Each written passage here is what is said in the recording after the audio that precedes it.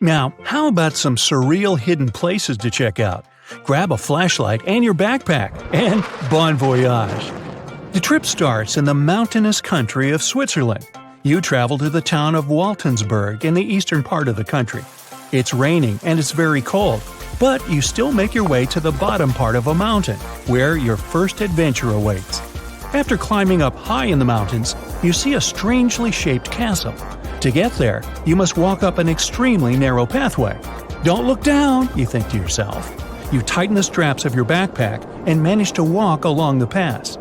Standing at the door of the castle, you really can't believe what you see. A 13th century fortress built entirely of stone. Today, all that is left of Krafenstein Castle is mainly its ruins, but their condition is good enough to get an idea of what the place looked like back in its glory days. You take your time to explore the castle inside, but honestly, this place gives you the chills and you're ready to move on. The next place on the list is Turkey. A plane and then a car ride later, you arrive in the city of Çorum in the northern part of the country. On the outskirts of Çorum, you find a valley filled with old, overgrown mountains and see the beginning of the trail you're about to hike. The way is extremely steep, but it leads to a secret door carved in the mountain. Congratulations! You've just arrived at Kapilikaya. The huge door is a massive arched stone that blocks the entrance to a hidden building. Experts think it has existed since the 2nd century BCE. Unfortunately, the huge door won't open, so what's hidden inside is a mystery today. It's guessed that there is a room inside. Some locals say there's a treasure hidden there too, but until today, no one has managed to enter the place to check. Okay, it's time to get moving before night falls. Next, you get the unique opportunity to travel to Ethiopia. Wandering around the city of Lalibela, you stumble upon a huge pit carved in the ground. You approach it carefully, and soon enough, you see a magnificent terracotta building, so richly detailed it leaves you mesmerized. But that's not all. There are 10 other pits just like this one, hiding King Lalibela's 12th century buildings. All 11 constructions are different from one another, yet share a similar recognizable style. They were hand-carved over the span of 24 years, only with the help of chisels, which is unbelievable given that these buildings are up to 50 feet high. That's about as tall as 5 African elephants stacked on top of each other, if you could do that. This unconventional way of construction made them entirely monolithic, meaning they were carved out of just one gigantic piece of rock. Pretty impressive, huh? Once you leave Ethiopia, you grab a flight to southern Italy, right there on the tip of the boot. No hiking is needed here. Whew! Your friend takes you to a site called Sassi di Matera. It's a Paleolithic city carved in the slope of a steep hill. You might feel like you've traveled in time here, as local stone houses and ancient buildings are unlike anything you've ever seen before. The site, also known as De Sassi, is suspected to be one of the first human settlements in Italy, dating back to over 9,000 years ago. Wandering around the town, you might get invited inside one of the cave-like houses. Oh, and as weird as it may sound, some of the streets run on top of people's homes. Talk about Paleolithic urban planning. You're probably becoming an expert on rock-cut architecture by now, but there are still a few sites left on your list. Next off, you head to Slovenia to visit the world's largest cave castle. This medieval castle was built on top of a 400-foot-high cliff and was designed to be impenetrable. Luckily for you, security is much more relaxed today. Still, if you're looking for a more challenging and less touristy way inside, you can get into the castle through one of its many underground tunnels. They were built over 800 years ago for the owner of the castle. He needed secret passageways to sneak supplies. Today, Pajama Castle is both enchanting and mysterious. I'd say it depends on whether it's a warm sunny day or a cold stormy night. After this medieval experience, you head on to visit Petra, a magnificent Jordanian monument found in the middle of the desert. To get around here, you'll need a large supply of water and sunscreen because it's going to get hot. But this site is worth it. The city of Petra is a marvel of the ancient world. Back in the 4th century BCE, this region was a trading hub at the crossroads of commercial routes. Petra was a wealthy city, home to the Nabateans. an Arab Bedouin tribe that thrived in the region for many years.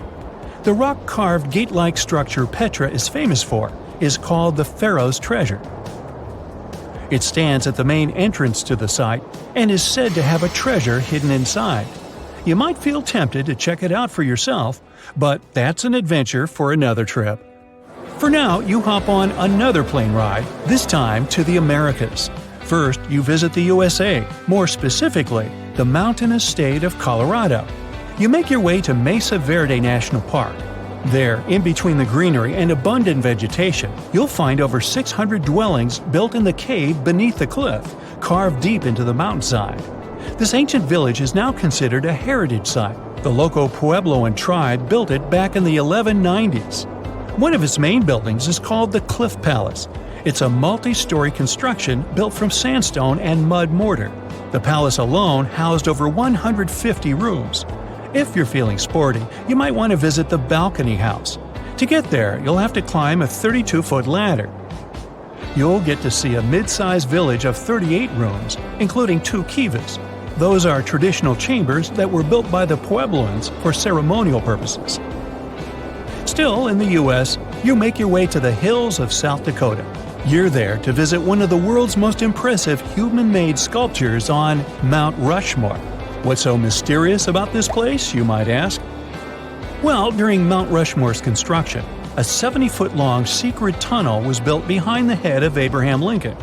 The tunnel was supposed to hold all the documents and artifacts important to the United States history. After the designers thought it through, they decided it was better to hide them in a safe box in the floor of the tunnel. The box holds the history of how Mount Rushmore came to be carved, as well as a brief history of the U.S. and the 4 presidents depicted on the mountain. Amazing, right? Now, you're headed down to Machu Picchu, a South American site hidden between the Peruvian mountains. Machu Picchu itself is already a mystery. Researchers still don't know why or even how the ancient Incan civilization managed to engineer the stone-built citadel all the way back in 1450 CE. To get there, you must endure a 3-day hike, reaching the impressive altitude of 8,000 feet above sea level. Or you can get a train, but that's no fun, right? You're here to check on a relatively new discovery. Back in 2010, French engineer David Crespi was taking measurements of the Inca ruins when he noticed a door he had never seen before. It was sealed off by stones. He went back to the site a few months later with an electromagnetic scanner.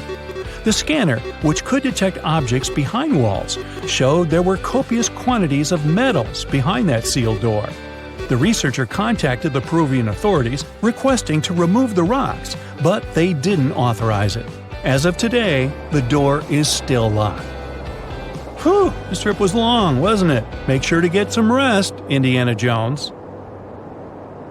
There are countless doors all over the world that haven't been opened for decades, and even centuries. The question is why? It seems that nowadays you can open any door you want. The truth is that some doors were sealed for a grave reason. And so far, nobody has found out what treasures and mysteries they hide. Here are 4 doors that keep their secrets all too well. The Taj Mahal. First up, we've got the Taj Mahal in India, one of the most romantic places in the world. Shah Jahan commissioned it in 1631 and dedicated it to his 3rd wife, who he loved like crazy. They were married for 19 years and had a whopping 14 kids together. But unfortunately, she passed away while giving birth to their last baby. Shah Jahan was heartbroken and decided to build an epic tomb to remember her by. The construction took a whopping 20 years to finish. The building has quite an interesting layout. The design is super unusual with these 4 massive, 130-foot tall minarets that stand on the corners of a huge platform. They're not just there for looks. Back in the 17th century, architects were having some serious issues with buildings collapsing under their own weight. So, the chief architect of the Taj Mahal made sure to place those minarets as far away from the tomb as possible. And he even tilted them in a way so that if they did fall, they wouldn't wreck the rest of the Taj Mahal. Talk about planning ahead. The Taj Mahal is hiding some crazy secrets. There are sealed rooms all over the place that nobody is allowed to enter. And if you check out photos of the building from the riverside, you can spot 2 basements. But guess what? They're sealed up too. Nobody knows what's inside or why they've been locked up since the time of Shah Jahan. Apparently, there's a good reason why those rooms are off limits.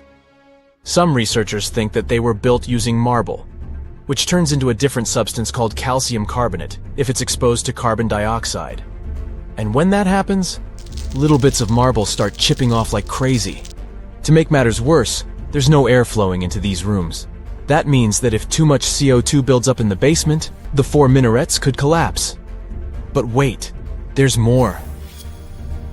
Some people think that the body of Shah Jahan's wife can be found in one of these sealed-up rooms in pristine condition. Why not? Who knows what the mysterious rooms might keep? The Great Sphinx of Giza. The Great Sphinx of Giza is shrouded in mystery. It's not just the largest monolith statue in the world, but it's also a hybrid creature with a woman's head and a lion's body that originates from Egyptian and Greek mythology. It's also very ancient. It's estimated to be around 4,500 years old. The construction of this marvel took about 3 years and required 100 workers who were not slaves and were treated with delicacies like sheep and goat meat. It is also thought that it used to be much more massive than it is now. Archaeologists found huge stone blocks and abandoned toolkits near the site. However, the real secrets of the Sphinx lie underground, near its paws. A group of scientists used a seismograph to detect 2 hidden chambers beneath the Sphinx's paws. Some people think that these rooms might be the legendary Hall of Records, which holds ancient scrolls revealing the secrets of the universe. I mean, that's way cooler than any library I've ever been to. Rumor has it that the Egyptians even had info on Atlantis stashed down there, which is like a super old version of a conspiracy theory. Unfortunately, we can't go on an adventure to check it out just yet. The chambers presumably have 2 entrances, but both remain sealed. The researchers haven't yet received the green light to check out their theory. Let's hope they won't keep us in suspense forever. Sri Padmanabhaswamy Temple. This temple is located in the beautiful state of Kerala in India. This temple is famous for more than just its breathtaking beauty. Underneath the temple there are 6 vaults, creatively named A, B, C, D, E, and F.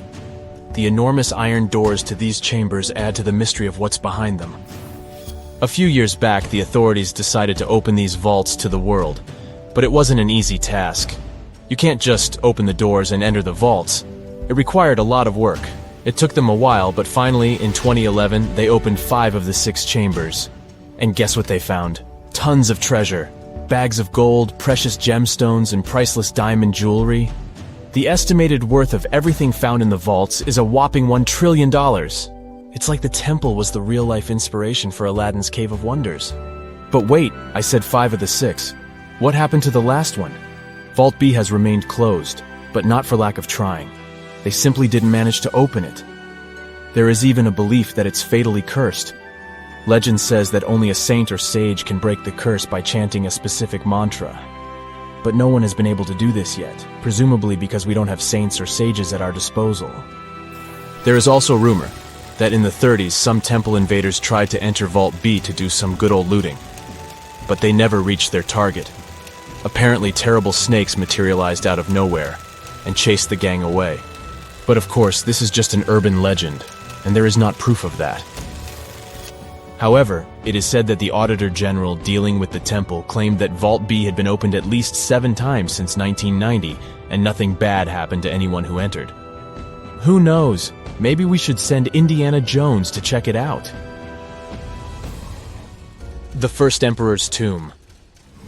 Deep under a hill, completely undisturbed and surrounded by dangerous traps, lies an ancient 2,000-year-old tomb. It belongs to Qin Shi Huang, the first emperor of China. He was born in the Qin state and became king when he was just a boy. But when he grew up and gained full power, he united the warring states ancient China was divided into by conquering them. After that, he created the Qin dynasty. When he died in 210 BCE, they buried him deep underground in a massive tomb. And when I say massive, I mean massive! Back in 1974, some farmers in Xi'an, China, stumbled upon something strange while digging a well, a huge terracotta soldier. This discovery led to an extensive archaeological dig that has continued for over 40 years, revealing a collection of thousands of clay soldiers. The unique thing about these soldiers is that each one has its own unique features, from hairstyles to facial expressions. It's believed that there could be up to 8,000 of these soldiers, but only 2,000 have been found so far. Interestingly, the central tomb, which is believed to be the resting place of the emperor, is still untouched. In ancient records, there are references to a vast underground city that the emperor built, complete with scenic towers, palaces, and whatnot. Sima Qian, a Han Dynasty historian, wrote that the tomb was adorned with treasures and had space for hundreds of officials, but the lack of technology to properly examine the site is what's holding things up. Qin Shi Huang was surrounded by liquid mercury in his tomb, with two of the streams representing the major rivers of China, Yellow River and Yangtze. The ancient Chinese believed that mercury could provide immortality, but it could have also caused the emperor's death since he regularly took mercury pills to prolong his life. The dangerous levels of mercury contamination in the soil near the tomb are the main reason why scientists are reluctant to explore it. It could be very dangerous both for people and for the environment. Now, if I had to choose which door to open, I'd probably go for the one that doesn't lead to a tomb surrounded by poisonous mercury. Call me crazy, but I'd like to avoid any potential health hazards. So, there's a mysterious doorway in the middle of Antarctica. Some people think it's Bigfoot's vacation home, or a shuttlecraft from Star Trek, or maybe a door to Agartha, a mythical kingdom some people believe is located in the center of the Earth. Well, the scientists debunked all these poetic theories and explained that what looks like a mysterious doorway is located in an area of fast sea ice. It's offshore of the coast and is full of little islands with shallow water around them. When ice flows around hard rocks hidden underneath, it can create patterns that look odd but are totally normal. In this spot, the ice is thin, so the rocks underneath have a big effect on how the ice moves. The cold winds in Antarctica also shape the ice and snow and make it look like they're lines and shapes. So, the mysterious doorway is just a rocky ridge poking out because the ice has melted a little. The top of the doorway is the tip of the rock, and the sides are snowy trails left by strong winds blowing in the same direction. It's essentially an iceberg that got stranded and is melting in one place. One YouTuber found another out-of-place mysterious object more than 150 miles off the shore of Antarctica, a 400-foot-long ice ship. The internet went wild with theories like that the ship must have ended up there right from the Bermuda Triangle. But there was no scientific proof that it was a ship and not just a large chunk of ice. And once some other internet users revisited the place, they noticed the ice melted in the summer and the hypothetical ship was gone. Another mysterious Google Maps find in Antarctica was a pyramid. And before you make up an exciting theory about how the ancient Egyptians built a secret base here, I have to tell you it turned out to be just a mountain. It's part of the tallest mountain range in Antarctica that stretches for almost 250 miles. It's not the first pyramid on this continent, as explorers from the British Antarctic Expedition found another unusually shaped mountain and nicknamed it the Pyramid. But this one didn't even have a pyramid shape. Here's one Antarctic find that definitely won't disappoint you: a giant ice shelf that reminded scientists of the Grand Canyon. A special submarine robot named RAN covered over 600 miles under the thick ice and brought back some amazing footage of icy mountains, valleys, flat plateaus, and swirly patterns made entirely of ice. One of the strangest things RAN found was giant bowl-shaped holes, or scoops, in the ice. Sadly, scientists lost track of the robot. They think that curious Wendell seals may have accidentally bumped into RAN and caused it to get stuck. To save energy, RAN probably shut itself down, and the scientists couldn't find it again. But the team is hoping to build a new robot and continue exploring this icy canyon to see how the patterns under the ice might change over the years. Another huge Antarctic canyon was found thanks to bad weather. A team of sound experts had to pause their work at the Casey Research Station in a storm. Instead of waiting around, they decided to use the unexpected free time to map the seafloor near Adams Glacier. And that's how they found a canyon that is almost 7,000 feet deep, almost 30,000 feet wide, and stretches over 28 miles away from the glacier. During the mapping, they discovered just part of the canyon before they had to go back to the research station. But when bad weather came in again, the ship went back and mapped more of the canyon. They were working in waves up to 13 feet high and super powerful winds, but they managed to get about 15 hours of data to complete their map. On the way back to Australia, they stopped one last time, and now they've got a full picture of the canyon. Studying it is helping scientists learn more about the history of glaciers and the interaction between the Antarctic ice sheet and the ocean. Now, there's a frozen lake in Antarctica called Lake Enigma. For a long time, people thought the lake was completely frozen solid. But during one expedition, researchers found that under the thick ice, there was a layer of liquid water about 40 feet deep. To learn more, they drilled through the ice and sent down a camera to explore what was hiding in the lake's depths. The lake's water, which they think comes from the nearby Amorphous Glacier through a secret underground pathway, was filled with strange microbial life. These tiny microbes lived in mats that covered the lake bed. Some of the mats were thin and spiky, and others looked like crumpled carpets, or even small tree-like shapes that grew up to 16 inches. Many of the microbes could make their own food through photosynthesis, just like plants do, and it gave the lake a high amount of oxygen. One of the coolest discoveries was a type of microbe which usually lives in low-oxygen places. Lake Enigma might be similar to environments on icy moons like Europa or Enceladus, so it could mean that these moons also have hidden water under their ice and possibly microbial life too. One more mind-boggling discovery from Antarctica is tiny pieces of amber in mudstone, found here for the very first time. It took scientists years of studying incredibly well-preserved fossilized roots, pollen, and spores that they found back in 2017. Amber proves that resin-producing trees once grew in Antarctica, part of a lush rainforest that existed near the South Pole during the mid-Cretaceous period. Back then, disclaimer, I wasn't around then, the trees would have had to survive through months of darkness during the long Antarctic winters. Scientists believe they adapted by going dormant for a long time. The amber pieces the scientists found are tiny, but they are beautiful shades of yellow and orange with bumpy surfaces that show how the resin flowed out of the trees. This resin likely leaked out to protect the trees from insects. It was preserved because water quickly covered it and kept it safe from sunlight and air. A scientist was browsing through satellite images for brown trails of penguin waste and found 4 new colonies of emperor penguins at the base of the globe. These new colonies likely have been around for years, though 3 of them are rather small, with fewer than 1,000 breeding penguins each. One of the new colonies was found close to a place called the Lazarev Ice Shelf, where there used to be a larger penguin colony. They thought this colony went extinct in 2019, but it seems the penguins have just moved a bit because of changing sea ice conditions. So studying them can help us learn more about how emperor penguins adapt to changes in the environment. Now, there used to be a giant river system in Antarctica 40 million years ago. Researchers found proof of it after studying soft sediments and hard rocks from the frozen seabed. They looked at tiny bits of radioactive elements, like uranium and lead, and learned that the deeper dirt came from the time of dinosaurs.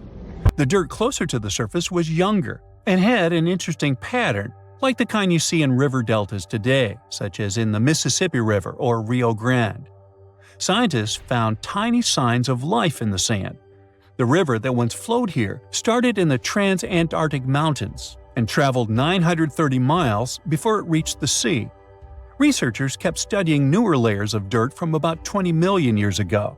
They hope this will help them predict what the Earth's weather patterns might be like in the future. There are many myths around arguably the greatest structure ever built by humans, the Great Wall of China. Some say it's so grand that it's visible from space. Others claim that you can see it from as far as the moon. Other theories suggest that the builders of the wall were left inside. Well, sorry to disappoint you, but all these impressive stories are just myths. But even with those stories busted, the Great Wall of China is an impressive and truly breathtaking structure. So let me tell you its true story. Today, China is one of the most populated countries in the world, counting as many as 1.4 billion residents. It's also one of the oldest nations in the world. It has 3,500 years of continuous written history, but the civilization existed long before that. There is a theory that while the European continent, for example, was most likely reached by humans from Africa, China wasn't populated by settlers that came from somewhere else. Some people believe that the Chinese civilization got formed from local Stone Age people who lived on the territory since the prehistoric period. So now, the Great Wall of China. It's truly big even by today's standard, stretching for over 13,000 miles. To imagine it better, it's almost 5 times the distance between New York and Los Angeles. Or even a bit greater than the distance between the North and South Poles. Even in modern times, people have never built anything close to this big. Of course, it didn't take a day to build the Great Wall of China. 2, keep going. In fact, the wall was being built for centuries.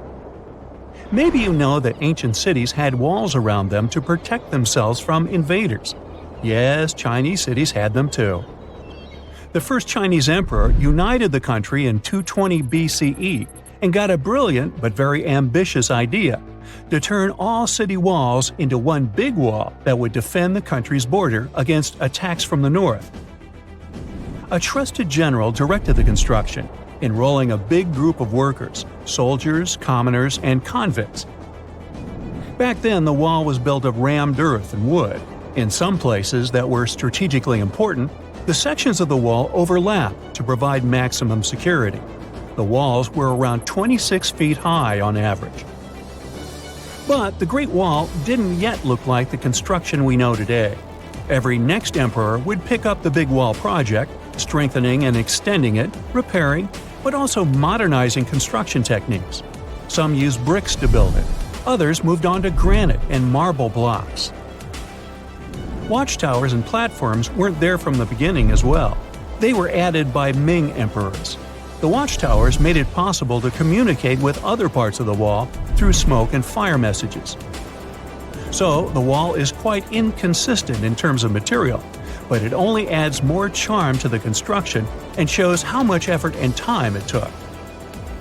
The reasons why some parts of the wall have been standing for centuries and are still in good condition is glutinous rice flour.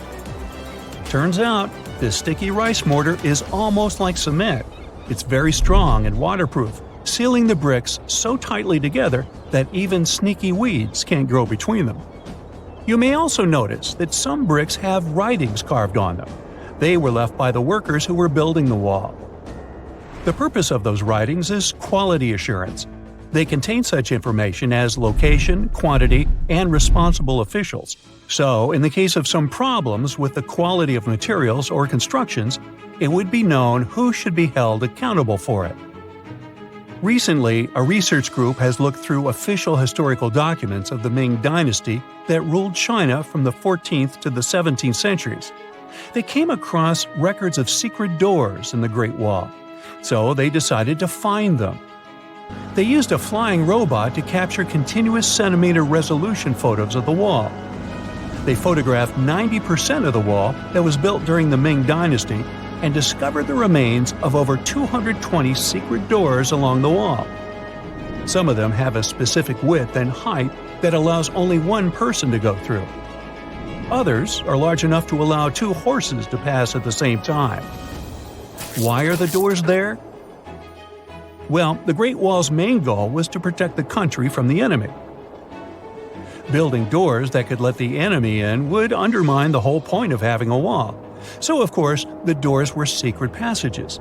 They perfectly matched the surroundings topographically, and the exit on the outside was camouflaged with bricks so that it was almost completely indistinguishable from the brick wall.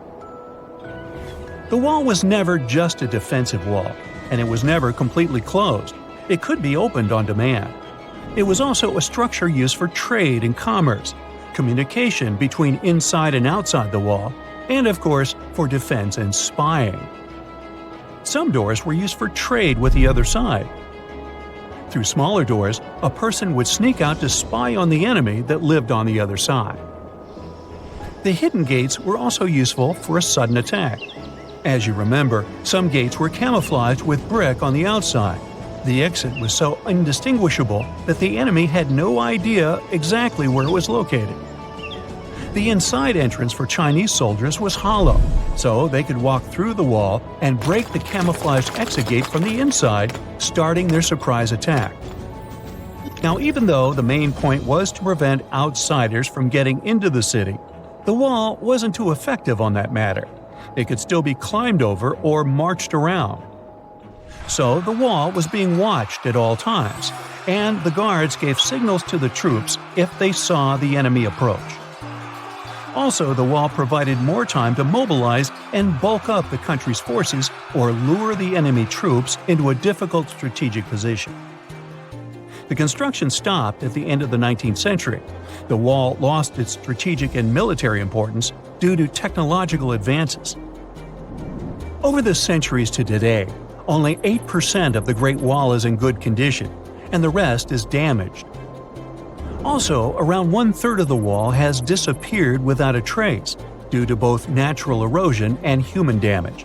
I guess you could say it's now just a pretty good wall. As you remember, the first parts of the wall were built out of rammed earth and wood. These are not the most unfailing materials if we're talking about thousands of years. Also, destructive farming methods have turned large areas into a desert and contributed to erosion. Also, many bricks were taken away from the wall in the last century to be used in building farms and houses.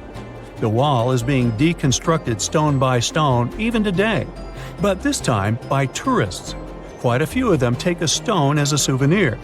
That's a total of a lot of stones, considering that over 10 million tourists visit the Great Wall every year. Since 1987, the wall has been a UNESCO World Heritage Site, highlighting that it has an outstanding importance to humanity. The wall is one of China's 56 World Heritage Sites, second place among countries with landmarks protected by UNESCO. Who's first, you ask? Well, the top spot, with 58 World Heritage Sites, belongs to Italy. And do you know that the wall isn't only a famous tourist attraction, but also the location of the Great Wall Marathon? It's a marathon that was established in 1999 and is one of the most challenging ones in the world. You guessed right, people run along the wall, including all the steps. There are 3 distances, so that participants can run a full marathon that is 26 miles, a half marathon that's 13 miles, or just have a fun run of 5 miles. In the ice caves of Mount Rainier in the United States, vibrant blues and whites form breathtaking ice sculptures that sparkle like precious gems. But don't get too close. These delicate formations are constantly at risk of collapse. As temperatures rise, ice chunks and flakes, some the size of a small car, break loose and fall from the cave ceiling. Explorers also face the risk of hypothermia, with freezing air inside and even colder meltwater flowing from the snowfield. The volume of meltwater increases as the day heats up, making the caves even riskier in the afternoon. If you dive into this strange pond in Norway, known as Plura, and swim around for around 1/3 of a mile, you will emerge into a long, colorful cave where limestone and marble formations form narrow and edgy passageways. If you are an okay diver, who does it just for fun, you can end your exploration there. But this cave system is the deepest in Northern Europe, so highly trained and experienced divers can continue exploring the course, which quickly plunges much deeper through pitch-black, ice-cold water, becoming narrow and difficult. In winter, temperatures drop to around 36 degrees Fahrenheit. Sadly, tragic incidents have marked this cave's history, as lost divers have faced perilous retrieval efforts. Jacob's Well in Texas looks like a calm 12-foot swimming hole, inviting and refreshing. Yet, what lies beneath is a treacherous sinkhole leading to a hidden underwater cave system. The dark, secretive depths beneath the placid water descend vertically for about 30 feet, then continue downward at an angle through a series of silted chambers separated by narrow restrictions, finally reaching an average depth of 120 feet, which is about the height of a Ferris wheel. Despite its pretty appearance, the well claimed 9 lives between the 1960s and the 1980s, but some people speculate that the actual number could be higher. This is why these dark, secretive depths are still known as some of the most dangerous diving locations in the United States. As we dive deeper into the Earth, we find ourselves in Verkhovnica Cave in Georgia, known for being the deepest cave in the world. It is over 7,000 feet deep, plunging into the unknown, where there is a real risk of deadly floods from underground sources. At the deepest level you can reach, there's a stunning turquoise lake surrounded by jet black limestone. It is described as a beautiful yet eerie spot that can quickly turn into a scenario where you need to fight for survival. When storms and thunder hit, the roar inside the cave is almost deafening, and the water floods rise really fast. When this happens, explorers cannot afford to wait. They must find a way out immediately. The thing is, caves and storms together are a seriously dangerous mix. Take, for example, the event that occurred in 2018 that had the whole world glued to the news. 12 boys from a junior soccer team went exploring in Thailand's Chiang Rai province with their coach. They raced their bicycles up into the forested hills to reach the Tam Long Cave. In high spirits, they clambered into the cave with just their torches, planning to stay for only about an hour. But they didn't emerge until 2 weeks later. That's because right after they entered there, heavy rainfall began, partially flooding the cave system, blocking their way out, and trapping them deep inside. This is how the world learned about the real dangers of the Tam Long Cave. The Kidam Caves, located in Mount Elgon National Park in Kenya, is considered one of the most dangerous caves in the world. The cavern walls are covered in scuffs and marks that appear to have been made by miners searching for gems or gold. But later, it was discovered that those strange marks were actually made by elephants that go inside and mine the rock, seeking its sodium-rich salts. Although it is interesting, that's not the reason the cave is so frightening. It turns out these caves have a long history of being a breeding ground for some of the most fatal viruses in human history. Just to be safe, it's best to stay far away from there. In Mexico, the Nika mine offers a jaw-dropping spectacle of gigantic crystals towering over visitors. This otherworldly landscape is more than just a visual marvel. It's also bathed in extreme heat, with temperatures rising as high as 136 degrees Fahrenheit. Additionally, the air in the cave has 90 to 99% humidity, making the environment feel even more unbearably hot. But before you start making travel plans to visit this amazing natural site, keep in mind that this cave is completely off limits to tourists. Only scientists with special permission can enter, and they must wear protective gear. Our next stop is in New Zealand, where you can find the Cathedral Cave, which is actually 2 connected limestone sea caves located on Waipati Beach. With 600 feet of tunnels reaching impressive heights of 98 feet, these caves are among the most remarkable sea cave complexes in the world.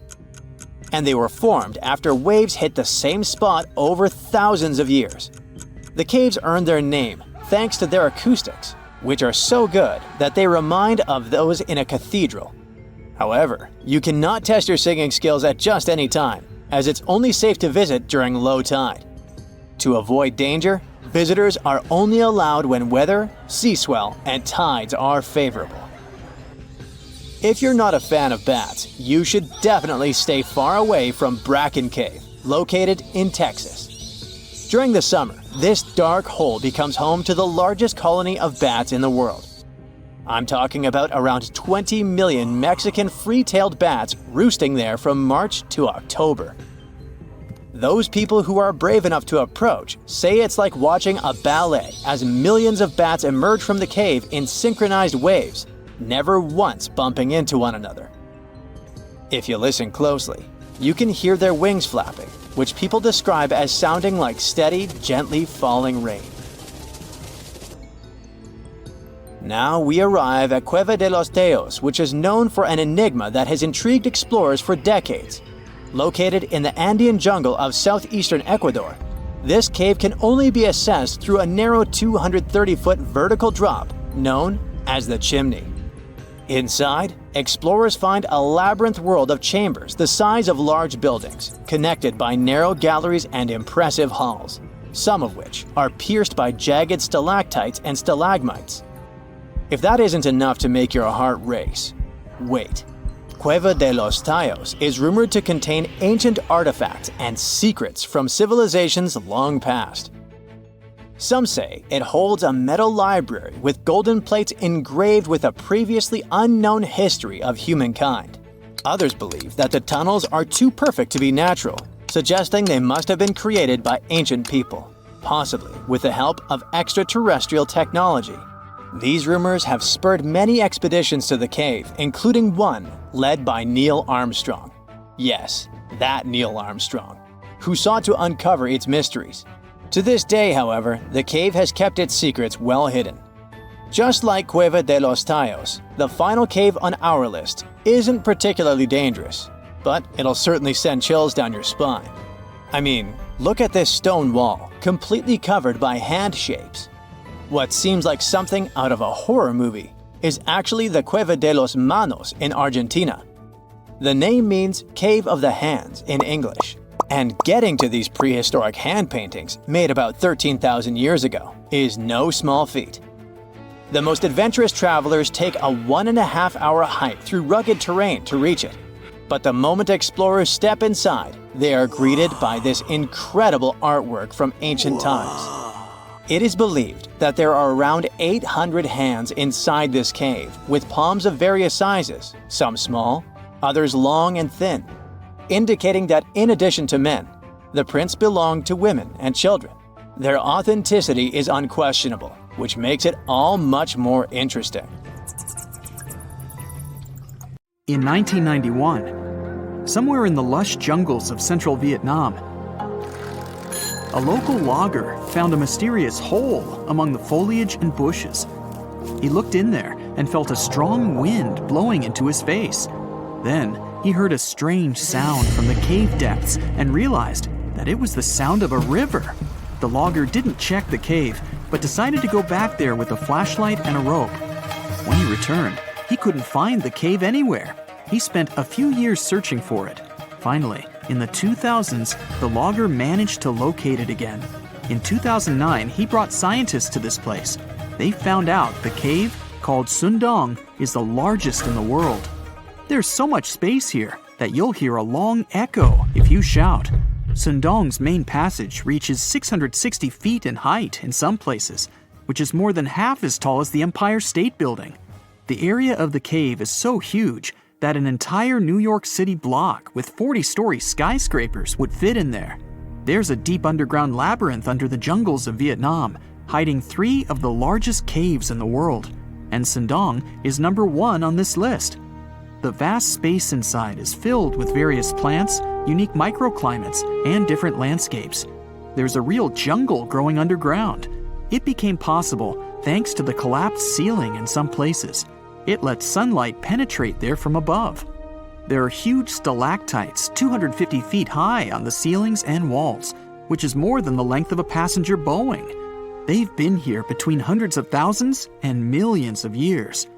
Some limestone deposits are more than 450 million years old. It means they've existed since the time long before the dinosaurs. Besides the jungle, there are also many rivers in the cave.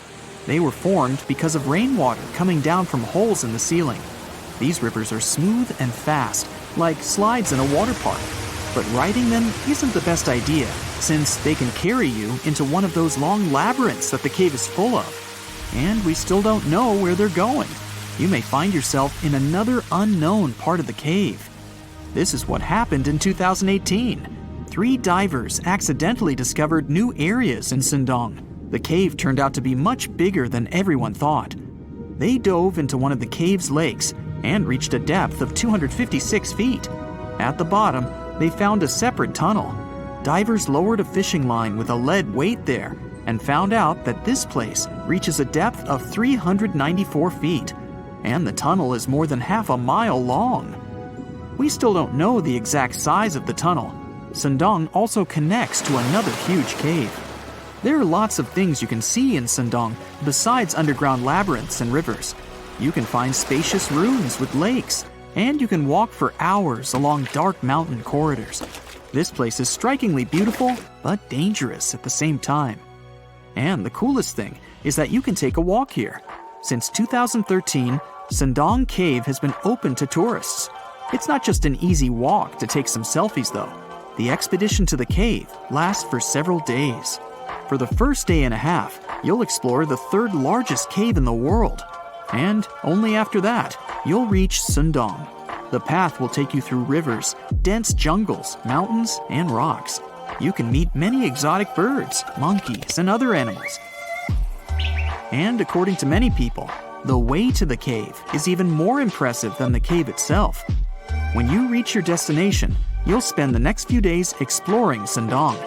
Together with other tourists, professional guides, and porters, you'll be sleeping in tents in different places in the cave every day.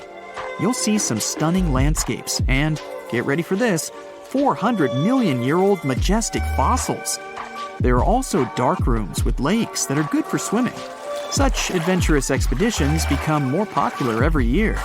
People who visited the cave call it the most amazing place they've ever seen. Another amazing cave is located in Indonesia, on the island of Flores. It's quite small, but holds amazing things inside. In 2003, a group of scientists discovered ancient artifacts here, including fossils of primitive tools, such as sharpened stones. Scientists realized that hundreds of thousands of years ago, this place was home to our distant ancestors.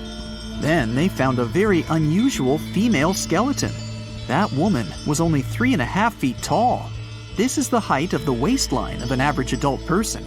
That woman had no problems with her spine or with the development of her bones, though. This and other skeletons found in the cave belong to some unknown human ancestors. Scientists called this species Homo floresiensis, or simply, Hobbit. The woman's weight was about 35 to 79 pounds. Analysis of the skull and bones showed she was about 30 years old. Hobbits probably lived on Earth between 190,000 and 50,000 years ago. There's a chance they met the ancestors of modern humans. The next cave is in Turkey. Imagine that you live in an old house and decide to make some repairs. You throw all the old stuff out of the rooms. The last place to sort out is your basement. You've hardly ever visited it and have no idea what's hidden there. But it's pretty spacious, so you decide to turn it into a room. You tear down the wall and discover the entrance to the cave. This is a tunnel that leads underground. You walk through the cave and see a real underground city. This happened in Turkey in 1963. One of the locals discovered a secret passage to a lost city in his basement. About 20,000 people could live there. There was enough space for livestock and food supplies. It's not just a maze of tunnels. There's a chapel, a school, stables, kitchens, walls, and other signs of civilization. The city was built in the Byzantine era, in the years 780 through 1180. It's not the only one down there and is connected to many underground tunnels and towns that stretch for several miles. Let's finish our journey in the strangest and most frightening cave. We're going to the southeast of Romania, near the Black Sea. Here, on a desolate wide plain, you can find a hole. This is a tunnel leading deep underground. The air inside the cave has high levels of hydrogen sulfide and carbon dioxide. Under normal conditions, the air we breathe contains around 20% oxygen, but it's only 10% here. You won't be able to breathe freely without an oxygen tank. The water and air here are poisoned. Almost no animals are able to live in such conditions, at least the ones we know about. And this cave is filled with 48 species of living organisms, 33 of which are new unknown species. Creeping things that live here can scare you, especially if you're afraid of bugs. Strange white snails and white spiders are crawling along the walls. An unknown species of leeches and transparent shrimp are swimming in the water. white millipedes with huge mustaches are creeping on the ground. Here you can also meet an unknown kind of scorpion with a transparent white body that doesn't look like any other kind of scorpion. Nothing here looks like ordinary animals at all. All creatures in the cave are white or transparent.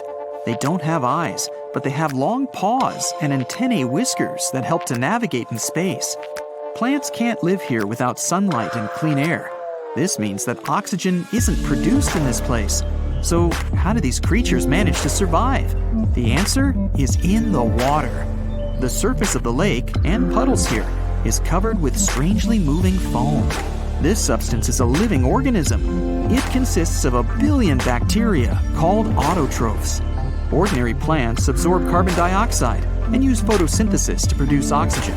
This cave is filled with carbon dioxide. Autotrophs absorb it and secrete tiny food particles. Bacteria feed on these particles. Larger organisms then feed on those bacteria, and so on. In the end, there's enough food for everyone. This process is called chemosynthesis. It's like photosynthesis, but uses water instead of sunlight in its chemical reactions. In this cave, evolution has created a completely unique biological system, separate from the rest of the world. There you are, trekking across a desert on foot. It's hot, you're terribly thirsty, and now you gotta walk around this stupid wall. Wait, a wall in the middle of a sandy, lifeless nowhere? Exactly, a wall in the northern Saudi desert. Archaeologists have just made a super exciting discovery, and what they found was not just a single wall. No, it was a whole ancient walled city that might date back to 2400 BCE. They think this place was home to around 500 people and could have been used for 1,000 years. This discovery is groundbreaking. It means that the area could have been way more advanced than anyone expected. The city was well organized, with different zones for living, towers and strong walls for protection, and different sections for all kinds of daily life. This ancient city, now called Al-Natab, was basically an oasis town, and it's great since it can give us a peek into what life might have been like in this desert thousands of years ago. Apparently, they had clearly separated areas, like residential sections, a cemetery, farmland, and even a town center. This oasis city, found in the Khaybar area, is the first big organized settlement from the 2nd or 3rd millennium BCE that researchers have uncovered in northwestern Arabia. The first surveys show that this town, which covered about 6 acres, had several districts, including the residential area, the cemetery, and the legal one, with courts. The houses were set up in neat rows, all connected by small roads. Those streets kept the residential area separate from the rest of the town. Back then, most people in this region were nomadic herders, always moving around. But archaeologists have been sure that during the Bronze Age, northwest Arabia had small walled towns and oasis centers scattered across it. These connected oasis towns were unique, offering secure places for people to live, store goods, and trade. They started showing the beginnings of urban planning, which hints that people of that time were already starting to settle down and organize communities more seriously. The research team estimated that there were about 50 homes in Al-Natab, but that number could go up to 70 as they keep digging. They think that a few hundred people lived there, and probably one of the coolest things is that some houses went up to 3 stories tall. Built on a slope near a couple of major trade routes, this city was set up in a prime spot. Now, one of the most impressive things about this place is its water supply. The oasis had springs and aquifers, which are underground water sources, and such conditions were perfect for farming. Those water sources meant residents could grow their own food, making the town self-sufficient. The outer walls probably helped control who could enter the town and get access to its resources. This settled way of life was an impressive shift from nomadic living to a more agro-pastoral lifestyle, which means a mix of farming and herding animals. Another find that supports this theory is a bunch of tools, like grinding stones, mortars, and pestles, discovered inside the town. People there must have ground grains and prepared food. They had a diet of cereals, meat, and milk from animals they raised themselves. These astonishing findings show that the inhabitants of the town could easily feed themselves and were surprisingly advanced for that time. Thanks to better access to Saudi Arabia in the past couple of decades, archaeologists now have a much clearer picture of what life there was like thousands of years ago. The most exciting thing is that Al-Nata might have been part of a whole network of similar fortified oasis towns spread across the region, and all of these connected sites could show us how trade routes and small settlements worked together at that time in that arid area. Now, at the same time, this recent discovery isn't the only one that has the scientific world buzzing with excitement. How about we visit Egypt and see for ourselves? After all, archaeologists have just found a stash of ancient Egyptian and Greek treasure underwater. They were exploring the lost city of Thonis Heraklion off the coast of Egypt, which sank more than 1,000 years ago. This city was legendary, and nobody even knew where it was until it was rediscovered in 2000. Now they're uncovering more and more, and on this dive, they found a pile of gold and silver treasures. Those were probably used in rituals to bless Egyptian pharaohs when they took the throne. The researchers even found an ancient Greek temple dedicated to Aphrodite and some super-old Greek weapons. Frank Gaudio, the lead archaeologist, said it was astonishing that those delicate objects had survived the disaster that brought the city down. Back in its prime, Thonis Heraklion was one of the biggest port cities in the Mediterranean. It was a huge center of social life and was the main entry point for ships from Greece coming into Egypt.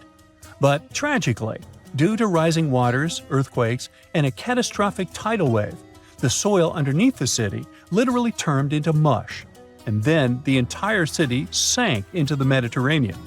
It was forgotten until Gaudio's team found it in 2000. Since then, they've been uncovering new parts of the city and piecing together its history little by little. If a lost underwater city doesn't seem impressive enough, we can travel to the Amazon. The discovery made there is truly mind-boggling. For centuries, people have talked about lost cities deep in the Amazon, like El Dorado, that mythical city of gold that lured Spanish explorers into the jungle. A lot of them never came back. Then, in the 1900s, a British explorer named Percy Fawcett went searching for what he called the lost city of Z, and he too disappeared.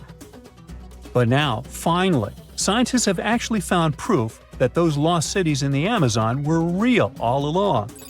A team of scientists use a tech called LiDAR, which basically allows you to see through thick jungle from above by bouncing light beams off the ground. They flew over the jungle in Bolivia in a helicopter about 650 feet up and mapped out those hidden ancient cities. What they found were ruins of a huge urban settlement built by the Kasarabi people who lived there from 500 to 1400 CE. And it wasn't just a couple of buildings here and there. No, the LiDAR maps revealed massive urban centers, pyramids, platforms, roads, canals, and causeways, all carefully laid out. Turns out the Amazon wasn't just an untouched jungle. It was once home to big, complex cities. A scientist from the German Archaeological Institute explained that Europeans had long ignored the possibility of ancient Amazonian cities, but the LiDAR maps showed they were wrong. The new maps have revealed 26 sites, including 11 that no one even knew existed. Researchers have discovered two main city sites, Landivar and Kotoka. They had massive moat causeways stretching out like spokes on a wheel, linking the main cities with smaller surrounding settlements. Some of the canals even connected the cities to rivers and a big lake, which allowed water to flow through the area. Over the years, scientists found scattered ruins all over this region, but the thick jungle made it nearly impossible to connect the dots and see if or how they were related. With LiDAR, the whole layout came to life, showing that those sites were part of a much larger, organized urban system. It's now also clear that the sites had a greater meaning, since everything is lined up in a way that could be symbolic of the spiritual beliefs of the inhabitants. The Kasarabi culture isn't as famous as the Maya, but they had a thriving society in an area that faced huge challenges, like yearly flooding. And although the nearby Andes had their own monumental sites, the Kasarabi were doing something absolutely unique. They even had reservoirs to store water, which suggests they might have been dealing with occasional droughts, which is pretty unusual for the Amazon. Actually, those terrible droughts could be why the Kasarabi eventually left their cities around 1400 CE. You're walking down the street. You see a strange-looking antique shop called Ageless Trinkets of Mr. Bright. You're curious, so you enter there. You take a look at all the weird stuff. Suddenly, an old folded parchment paper catches your attention. It's a world map, but something's off with it. Instead of showing the countries as you know them, it shows the locations of 4 mythical lost worlds and civilizations. Mr. Bright, the shop owner, comes next to you after realizing your shock. This map won't let you find these places or anything, but I can explain to you the legends behind them if you want, he says. Let me begin with Atlantis. You might know it as Aquaman's underwater kingdom, but Atlantis, the fictional island, was actually first introduced in 2 of Plato's works. According to him, Atlantis was a highly advanced civilization that existed about 9,000 years before his own time, and its story had been passed down by poets, authors, and others. He wrote about Atlantis and its citizens to give a moral lesson and to teach about the dangers of arrogance, as well as the eventual downfall of those who are after too much power. In his dialogues, Plato stated that Atlantis was a great and powerful empire that was respected in all parts of the world. It was founded by beings who were half deities and half human, and became a great naval power after a while. Being an island filled with gold, silver, and other precious metals certainly helped their case. But besides that, it was also known for its breathtaking architecture and state-of-the-art technology, as well as its countless rare and exotic wild animals. Atlanteans were proud of their great achievements and the perfection of their civilization, but their excessive pride was going to bring their downfall. They believed they were so superior that they could gain control over any nation. This led them to launch a series of invasions. They conquered many of the Mediterranean lands, but when it was time to enter Athens, Athenians pushed back with an extraordinary force, so the Atlanteans were finally defeated. Plato stated that deities then got angry at Atlanteans because of how wicked, greedy, and immoral they became. So they punished them by sending earthquakes, which caused Atlantis to sink beneath the sea. Although the earliest written records of Atlantis were Plato's works, some people still believed his story to be based on truth and tried to identify the island of Atlantis with actual countries. Some people suggested it may have been located in the Mediterranean Sea, near the coast of Spain or Italy. Others thought it may have been located in the Caribbean, off the coast of Central or South America, but there was no solid evidence to support any of these claims. One theory, in particular, seemed more plausible than the others, though. Located in the Aegean Sea, the island of Santorini was the home of a highly advanced Minoan society. However, due to a huge volcanic eruption, it was destroyed about 3,600 years ago, causing the Minoan civilization to suddenly disappear. These similarities between the fictional Atlanteans and the historical Minoans made Santorini a good candidate for the speculations. Yet again, there were still major flaws with it, such as how the time when Plato said Atlantis was destroyed doesn't coincide with the time of Santorini's eruption. So Atlantis still continues to be regarded as nothing more than a popular legend in the scientific world. Now, let's move toward the northeast direction on the map, Mr. Bright says. According to Celtic Breton mythology, there once was a magnificent city called Ys, also known as Caris, that towered over Douarnenez Bay in France's Brittany region. It was the most wealthy city in the entire Atlantic. It was especially famous for its beautiful gardens and buildings, and its citizens were all living comfortably and happily there.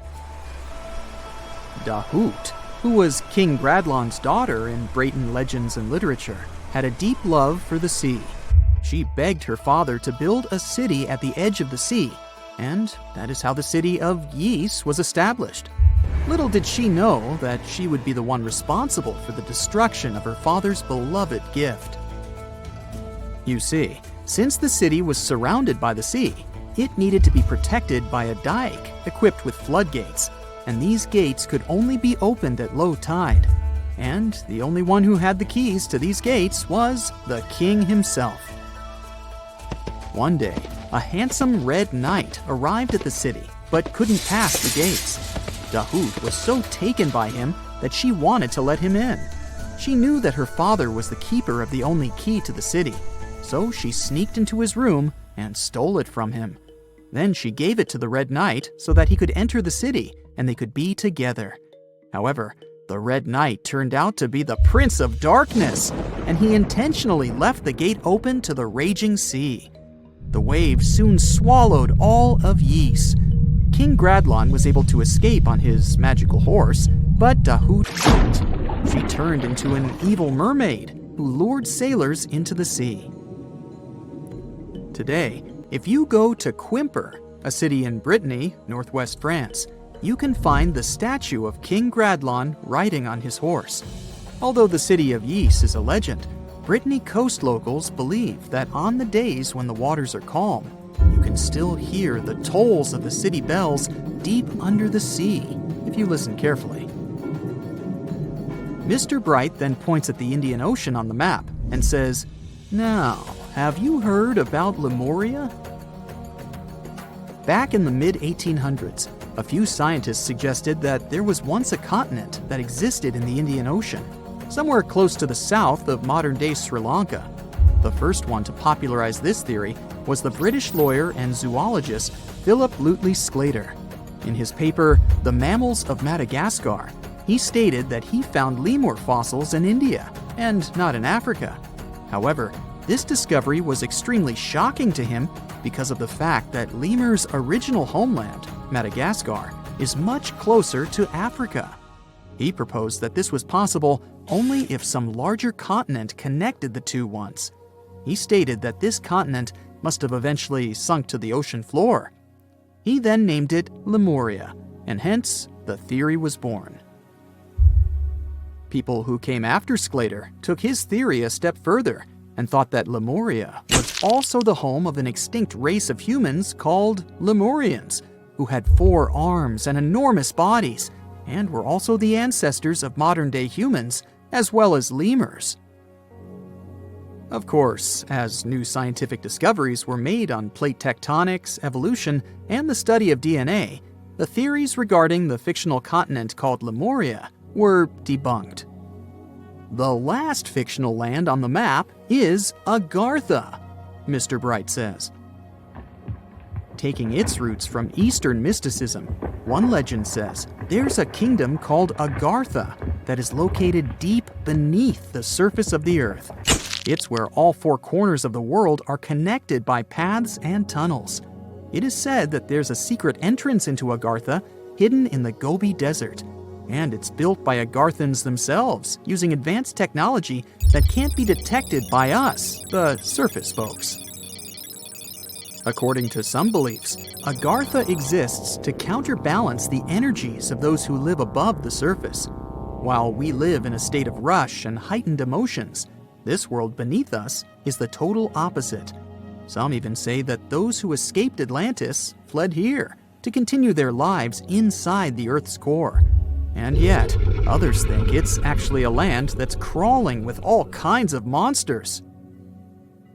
But there's no need to be scared, since modern science proved Earth's core is not actually hollow and is a solid hot iron ball. So you can cancel your journey plans to the center of the Earth if you've made any. Thanks, Mr. Bright. At some point in its long and very interesting history, our dear planet Earth was sort of snoozing, just doing its planetary thing, spinning around the sun.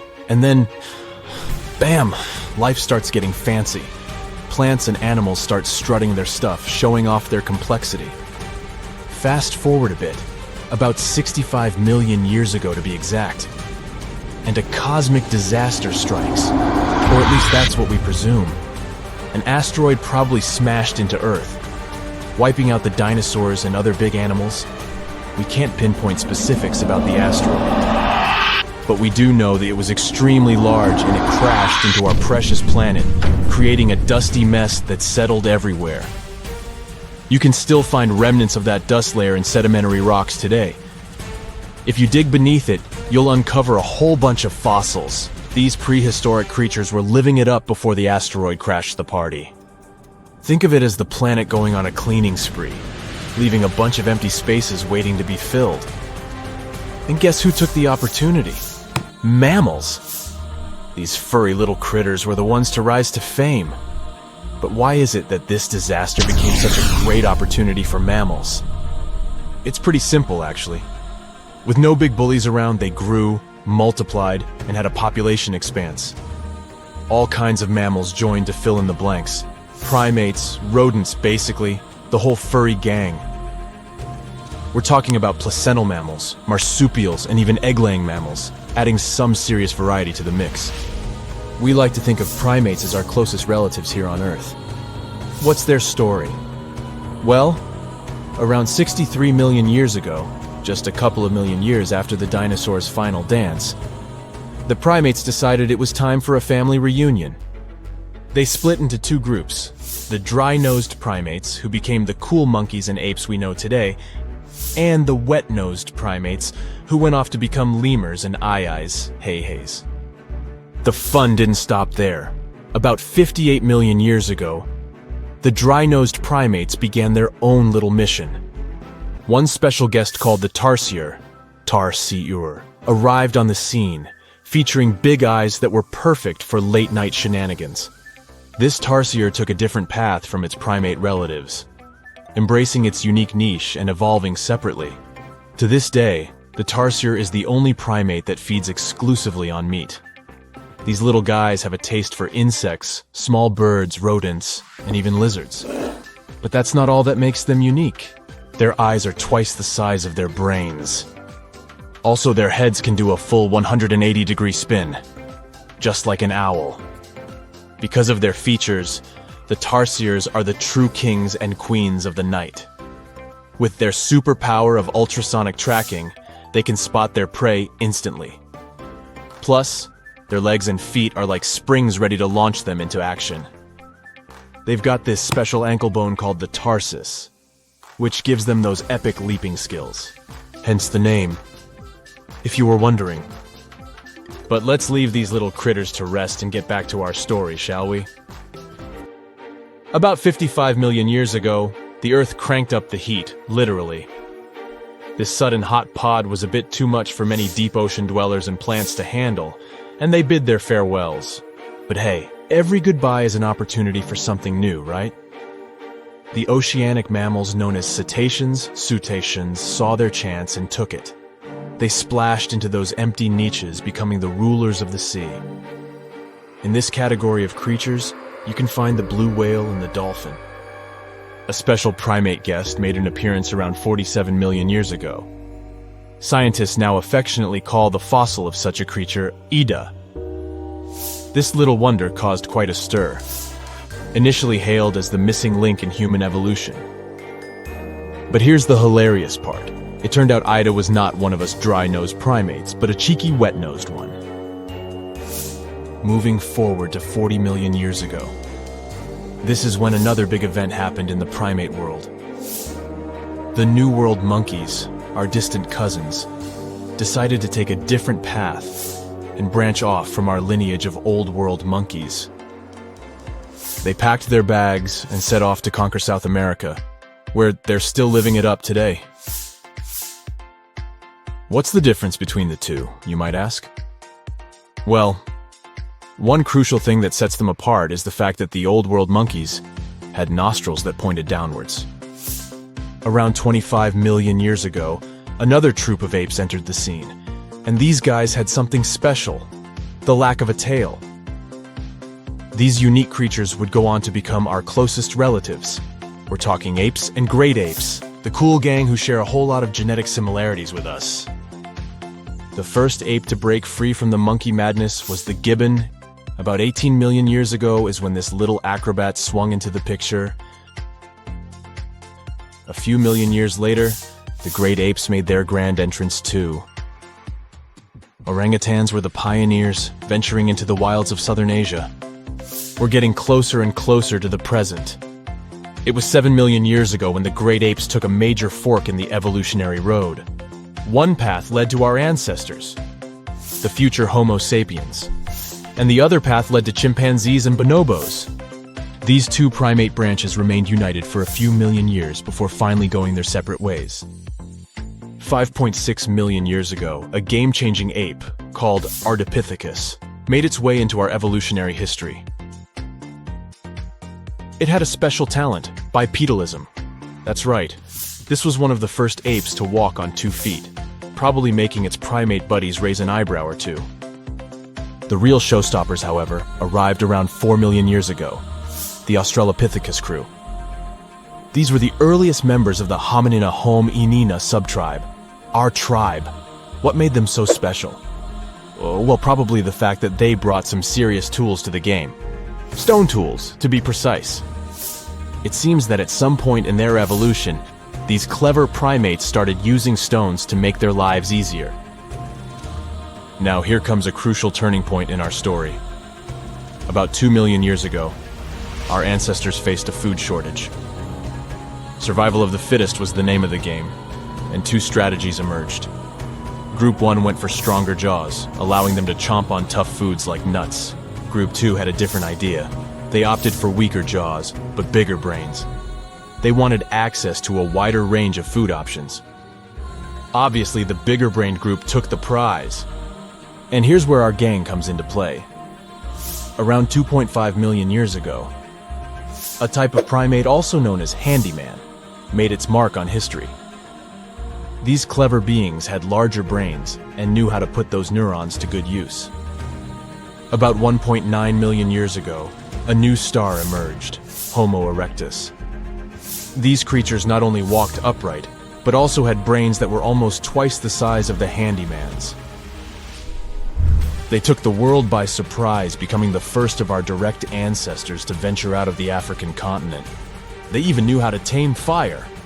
Approximately 700,000 years ago, the world witnessed a culinary revolution. The earliest evidence of cooking appeared.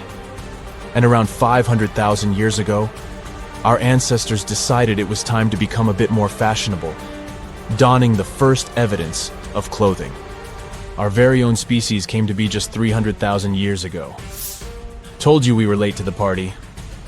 But the world was never the same after the appearance of Homo sapiens, the anatomically modern humans. Alongside our other relatives, we emerged, ready to conquer the world with our innovative minds and complex societies. The exact path of our evolution remains a bit of a mystery. But what we do know for sure is that Neanderthals joined the party around at some point too. As Homo sapiens flourished, so did our capacity for language. Modern speech is believed to have emerged almost hand in hand with our species. We started expressing ourselves, sharing stories, and shaping the world with our words. So, there you have it. It took 13.8 billion years of cosmic history for humans to make their entrance. Think about it. 99.998% of the time since the Big Bang, we weren't even around. Our species, Homo sapiens, is the toddler of the Earth's family, existing for just the tiniest fraction of the universe's timeline. Yet, in this blink of an eye, we've managed to unravel the entire story that led to our existence. The story won't end with us. It's an ongoing saga, still being written with every passing moment. It's the first day of your long-awaited trip to the Amazon forest. You flew all the way to South America. More specifically, you landed in the city of Manaus. It's the heart of the Brazilian Amazon. So far, you've traveled by air, car, and now water. You are on a tiny boat, moving through the dark waters of the Amazon River. Yes, the river is also called the Amazon. And just FYI, it's the second longest river in the world. It loses only to the Nile River in Egypt.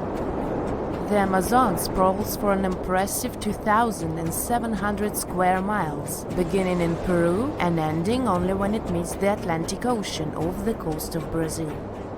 To get a closer look at the forest, you decide to start by exploring it by boat. First up, you watch some piranha fishing. You can even try to catch one yourself if you like. As you may know, piranhas are carnivorous fish that inhabit the Amazon River, so it might not be your best option to go swimming in these waters. One of the most emblematic species of alligators present in the Amazon River basin is the broad-snouted caiman. It looks pretty much like a regular alligator, except for the fact that it has a yellow chin. Your guide leaves the boat and searches the water to show you a caiman up close. He also tells you of another legendary creature that lives in the dark waters of the river, the pink dolphin. Lucky you get to witness a family of pink dolphins showing their fins near your boat. They look magical from the place where you're sitting. You've probably never known dolphins can be pink, huh? After a few mesmerizing moments, you discover that the dolphin's pink color is nothing but an illusion. The animals are originally pinkish-gray, but due to the brown colors of the Amazon River, they look vivid pink when you stare at them from above. Your guide tells you that the pink dolphin is a central character of Brazilian folklore. Locals believe that the pink dolphins can turn into humans and wander off into towns at night.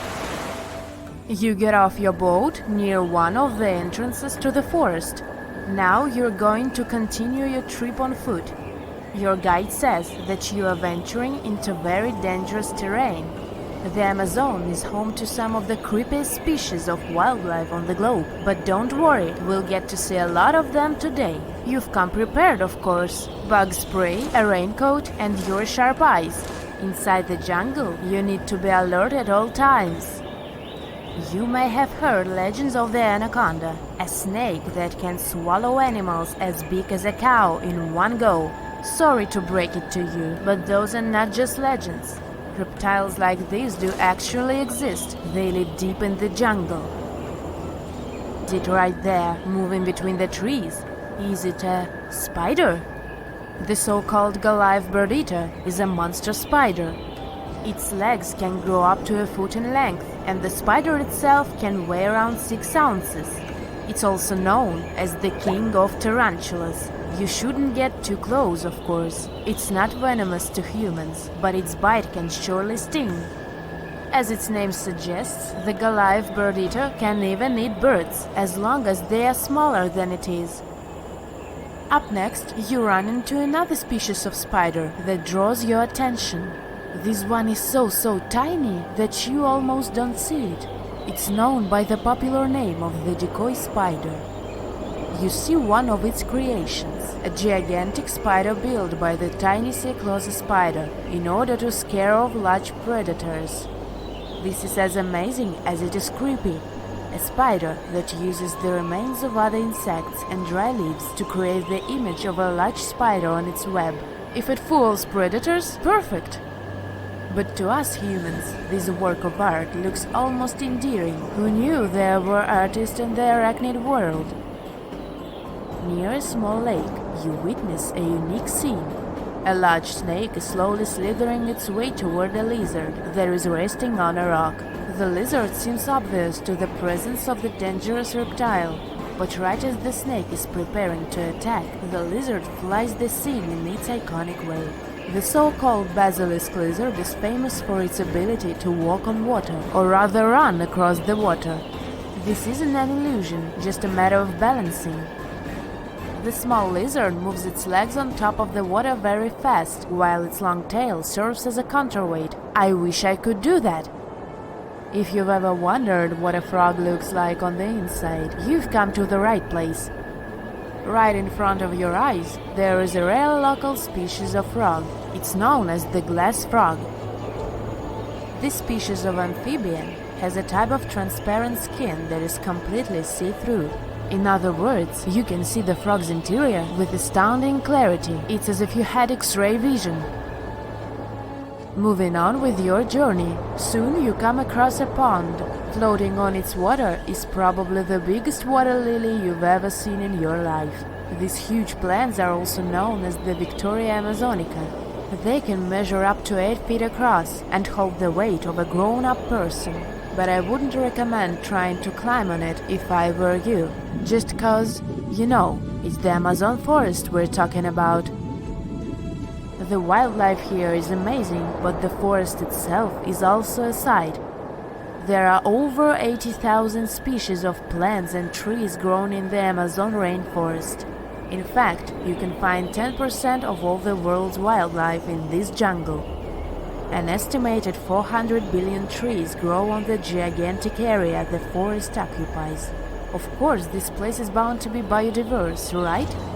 You won't be able to witness this phenomenon during your trip, but your guide tells you about a unique species of tree that is famous for being able to walk.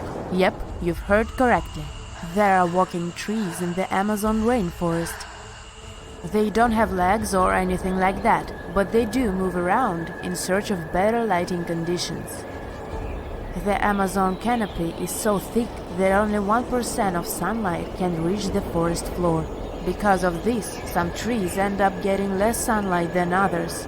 The so-called walking palm trees seem to be adapted to this situation. They grow new roots, which helps them move for 1 to 2 inches per day. They can walk up to 65 feet per year. Maybe that's what inspired John Ronald Reuel Tolkien to create ants, huh? Those are pretty similar tree beings that roam freely around the world. I kid you not, it's not only wildlife that inhabits the Amazon. Actually, over 30 million people live in the forest.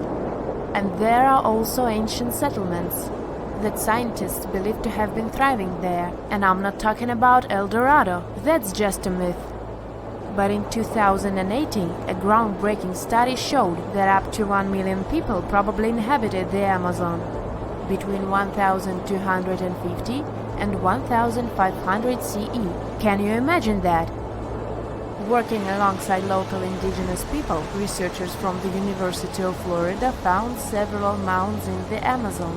Besides these mounds, they also discovered interesting ditches and geoglyphs. After mapping all of these recurring mounds, scientists understood that this was a sign of an ancient settlement. They found remnants of carefully designed walls centered around plazas. This could only mean that these ancient cities were big and could host hundreds of thousands of people. These findings brought back the idea that the Amazon could have been home to thriving civilizations way before the Europeans arrived there. But rather than cities drenched in gold, they were simply well-developed agricultural societies.